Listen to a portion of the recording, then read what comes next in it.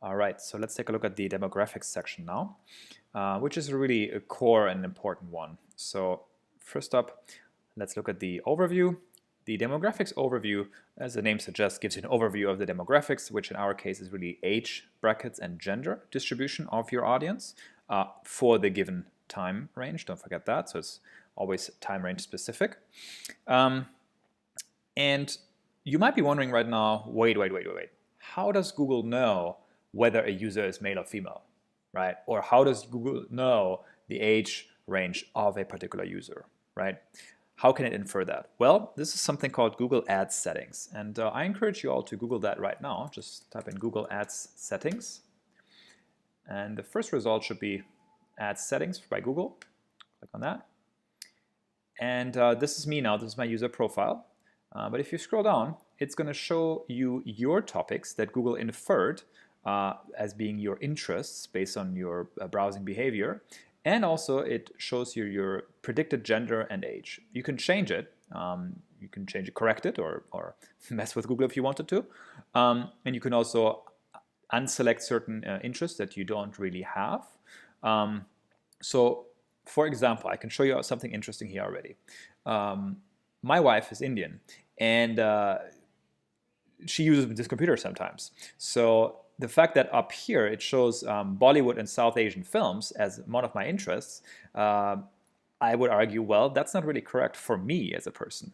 But of course, Google doesn't know that, right? It was this computer, she used it.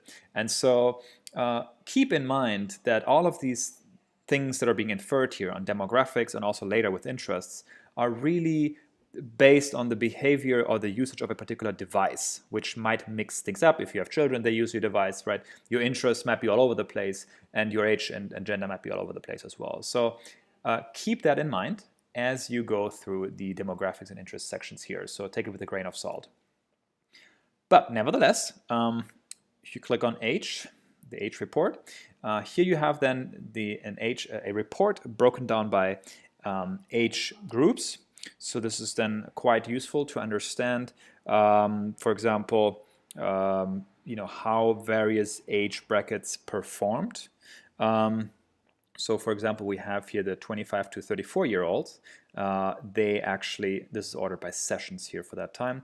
They were the most active ones, counted by number of sessions during this particular time frame. If you can also you can also sort it by revenue. So you're interested in which actually spent the most. That was also the same group. If you think about it, Google merchandise, right? Most likely it's that crowd that would be interested in buying that. So Google sold about $142,000 worth of Google merchandise in the last month. And so you can explore the age groups here. What might be interesting is at this point to explore secondary dimensions. So with most reports, you can click on the secondary dimension here, and it allows you to add, as the name suggests, a secondary dimension. So let's, for example, add device category. Just type in device, and it's going to show up device category. And what that then does, it adds a secondary dimension to your age bracket, and it tells you how or which device category people used. So if you go back to the 25 to 34-year-olds, you can see here that as sorted by revenue, the majority of the revenues you can see came from desktop. So people predominantly across age groups are using desktop mostly to buy, right? That's where most of the revenue came from. If you now if you sort it again by sessions, you see, okay, there's still desktop at the very top here, but mobile is creeping up. And you can see how there's differences also in session usage and revenue within an age group divided by a desktop versus mobile. So you can see, for example, that the same age group here on desktop had almost 30% of all sessions came from desktop, and only 8.27% here from that same age group came via mobile. So you can make these comparisons and do a deep dive into, for example, device category by adding that as a secondary dimension. Next up is gender. So it's a similar approach here. You've got the gender categories as they're being inferred by Google. If you actually from here click on one of these genders, so if, for example, we're interested in female users of the Google Merchandise Store, By clicking on that now, you will see here that we are in the subsection of gender female, and it brought us back to the age groups. So now basically we are looking at all females and then their various age groups. So now you can see how females in particular, that was also the largest age group here, similarly to what we've seen before for females.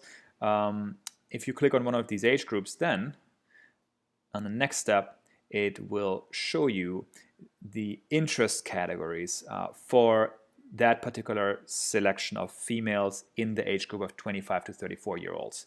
And those interest categories, those are based, as I had shown you earlier, on the ad settings. So this is sort of how the demographics overview works. You can basically go from gender to age and then interest categories. And again, use that to understand the behavior. So for example, if you're looking into revenue,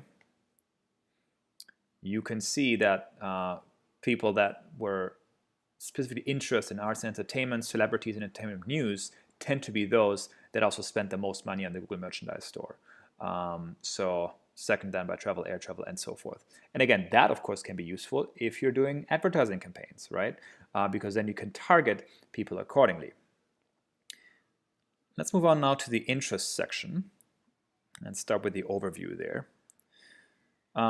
You will see here, and this is again the key metrics sessions. You could change that, of course, to another metric that's available to you. But it basically tells you, first of all, affinity categories. These are very broad. They're like lifestyles or general interests, right? Technophiles, movie lovers. Those are it's lifestyle categories that Google uses to tell you what your audience looks like.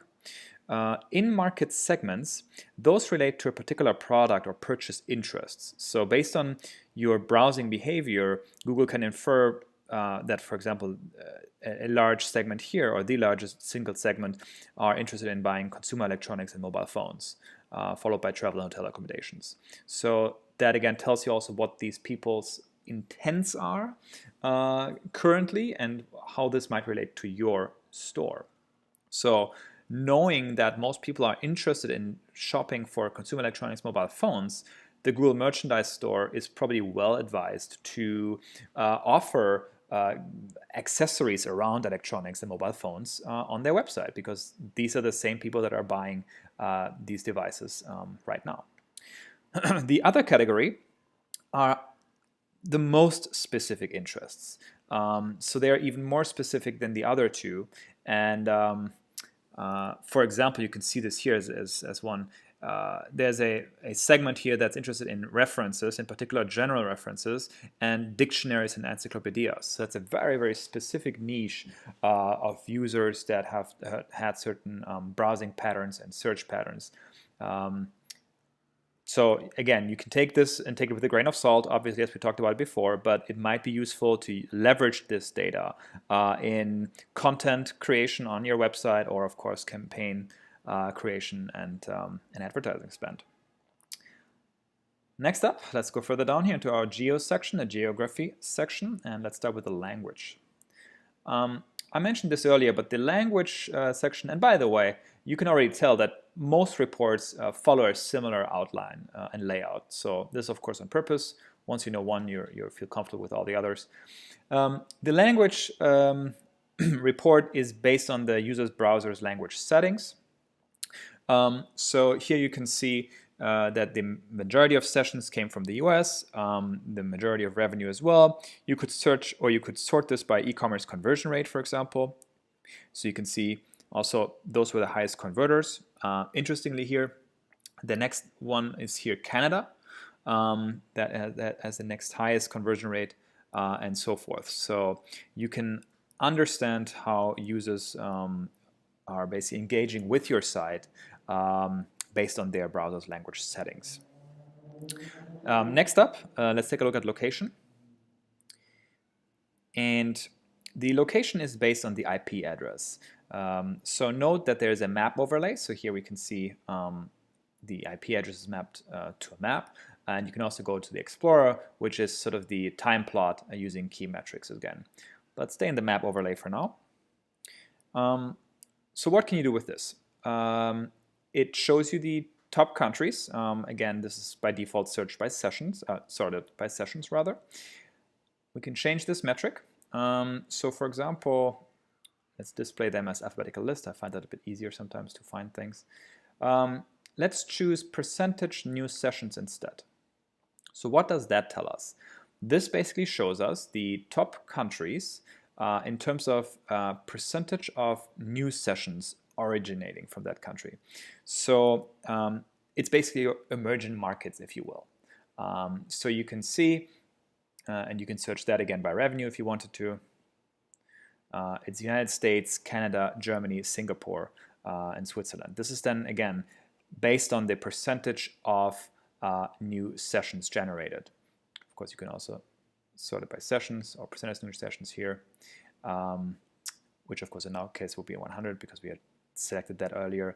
But this is how you can basically understand which markets you might want to be focusing on additional advertising because those are emerging. Another thing I would like to show you while we're here is up here you have different view options. So in addition to the regular table view, which is selected right now, or the data view, there's a percentage, performance, comparison, and pivot table view. Let's do the comparison for now. So remember that this is the percentage new sessions that we're looking at. And now what we could do is we could use, for example, here we have a total sessions count. And the second one we can use, for example, revenue. So this shows you that the US had the most sessions and also brought in the most revenue, not surprisingly. But then Canada, although just being the 4th country on the list in terms of number of sessions, they were, relatively speaking, much higher in terms of revenue generated than the countries number 2, India, and number 3, United Kingdom. So that is again interesting for you to understand where you might want to focus on advertising in terms of location. Cool. Let's scroll on down, go into the behavior, and here you have 3 reports in the behavior section. Let's start with the first one, new versus returning. So this basically allows you to compare your key metrics, and you have an overview of the key metrics you can choose here up here.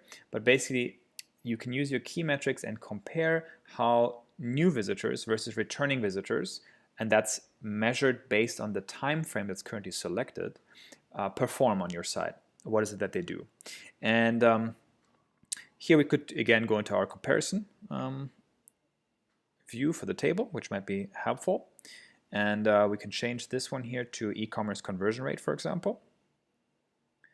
So what does this tell us? Well, first of all, you can see that the majority of sessions come from new visitors, right? So during that time range here, December 25th to January 24th, we had more new visitors than returning visitors, right?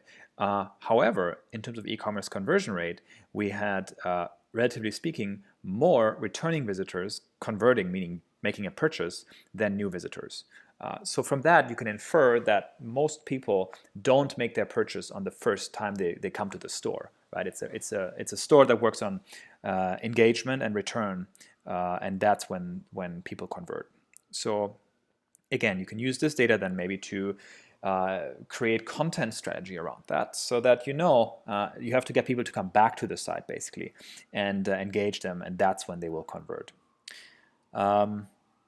Okay, and obviously I can't go through every possible combination here of metrics and that might be of interest, but I just want to give you some starters so you see the power of Google Analytics and the questions you can answer with it is really fascinating.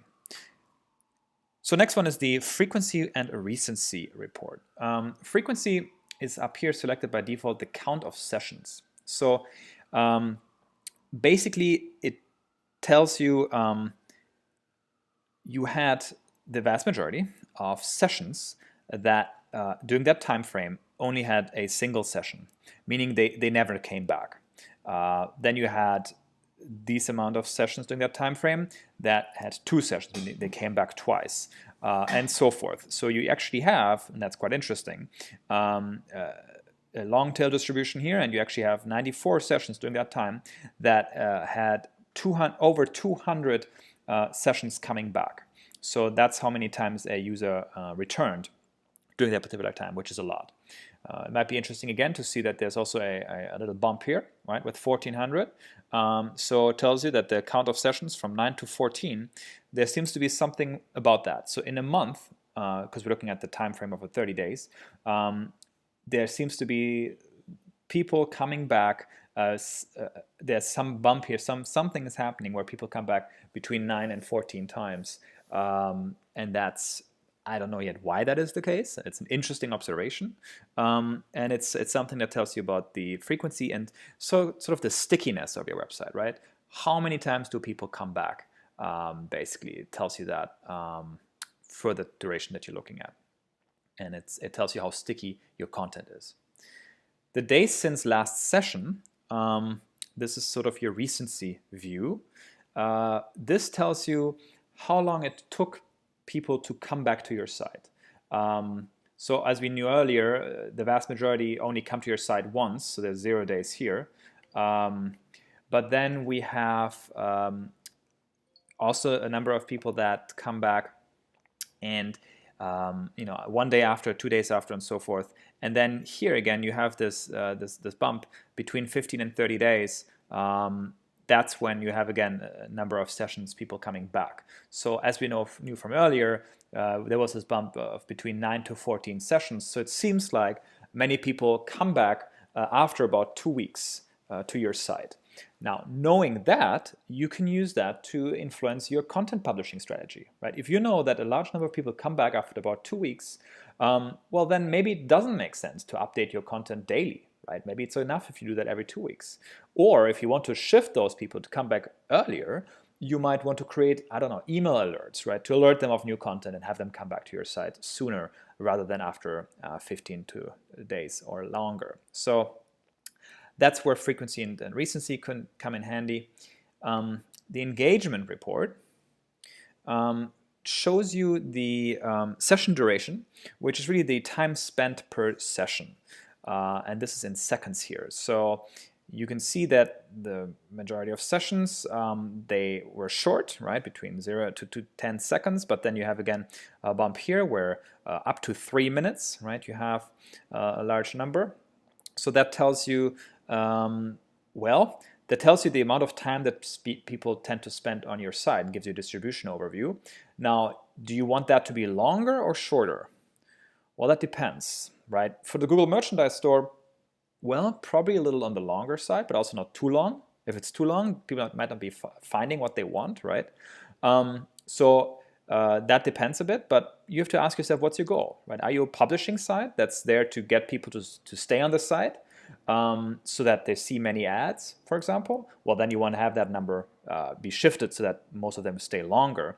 But on the other hand, if you're a support site where you just want people to find something quickly and get out, basically, well, then shorter is better. So it really depends.